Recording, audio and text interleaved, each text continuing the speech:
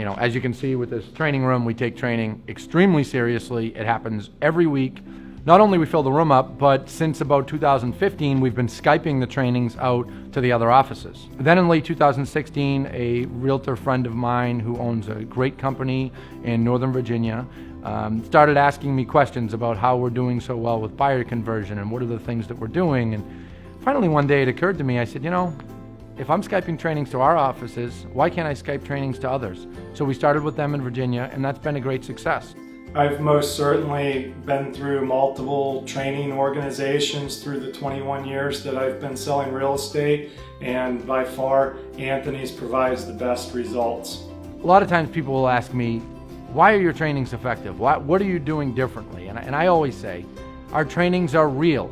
It's important to train on the real problems that agents have, the real struggles that agents have, the real objections that agents hear from buyers and sellers, and how to train your brain to overcome those objections.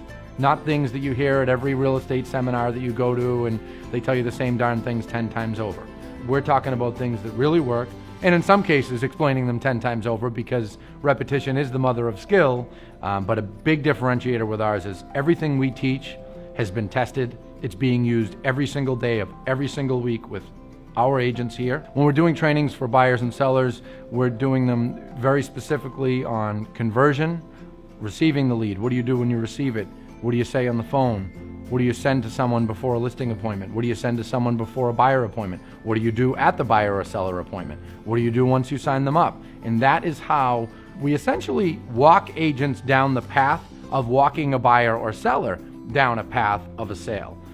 When you're A, either meeting with the buyer, or B, meeting with the seller, he gives you the laid out plan, how to do it, what to say. I mean, really, it's a win-win. One of the best things about it was that I knew that I wasn't going to spend years creating bad habits. I was kind of getting the best of the best from the beginning.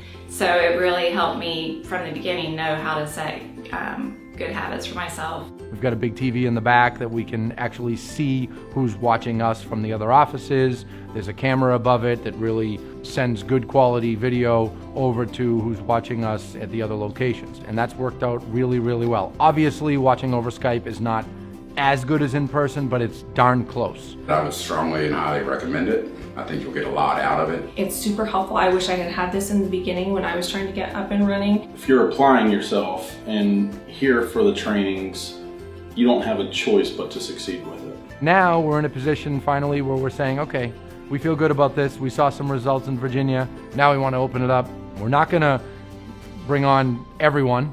This is something that, we need to make sure that we bring on people that we truly believe we can help. We do all the work. We're the ones doing the training, but we do need a good leader on the other end to, emphasize and reinforce what we're teaching to the agents. Our agents that tend to show up for training and are in the office on a regular basis don't really see the ebbs and flows in income like those that don't partake in our training. The stuff that we're teaching right up there every single week is being used all the time, and it works really well, and we have a lot of success from it. And when we find something that needs to be slightly changed or modified, we do that, and that's why we keep up, that's why we stay ahead, and that's how we keep our trainings real.